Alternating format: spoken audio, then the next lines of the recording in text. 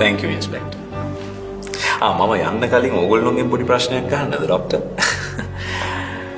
මෙහෙමයි ડોක්ටර්, දැන් මම ළමයෙකුට කිව්වොත් නෙළුම් කුළුනේ මුදුනටම ගිහිල්ලා වැට උඩටත් නැගලා තනි කකුලෙන් හිටගෙන ෆොටෝ එකක් ගහන්න මම රුපියල් ලක්ෂයක් දෙනවා කියලා.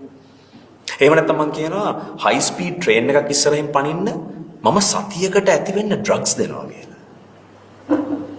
පුදුම වෙන්න එපා. ඔය වගේ ඔන්ලයින් චැලෙන්ජස් අපි ඕන තරම් දකිනවනේ. හරි. දැන් ඔය ළමයා නෙළුම් කුළුණ මුදුනට නැගලා ෆොටෝ එක ගහන්න යනකොටම ඇදගෙන වැටලා මලා. එහෙම නැත්නම් හයි ස්පීඩ් ට්‍රේන් එකේ හැප්පිලා මලා. ඒකට වැරදි මමද? එහෙම නැත්නම් තමන්ගේ ආරක්ෂාව සලසගන්න බැරි ඒ ළමයා ඊට වඩා වැරදි නැද්ද? එතකොට තමන්ගේ ළමයා මේ වගේ ගොන් වැඩ කරනවා කියලා දන්නේ නැති ඒ ළමයාගේ දෙමව්පියෝ වැරදි නැද්ද? තමන්ගේ ආරක්ෂාව ගැන වගකීමක් ගන්න බැරි පරපුරක් හදපු ගුරුවරු වැරදි නැද්ද? අපි හැමතිස්සෙම ජනතාවට වඩා ඉස්සරහින් ඉන්නේ කියලා කියාගත්ත.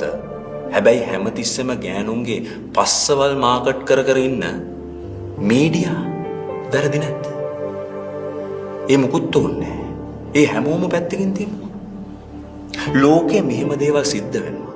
අපේ රටේ මිනිස්සුන්ගේ ආරක්ෂාව, අපේ රටේ ළමයින්ගේ ආරක්ෂාව වෙනුවෙන් අපි වැඩ කරන්න ඕනේ කියලා දන්නේ නැති, දැනෙන්නේ නැති ආණ්ඩුව වැරදි නැද්ද?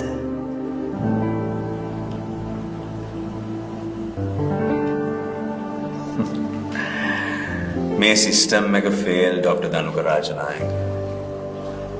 මේ සිස්ටම් එකට පුළුවන් මරුණාම ශෝක ප්‍රකාශ කළා කවියක් ලියන්න විතරයි.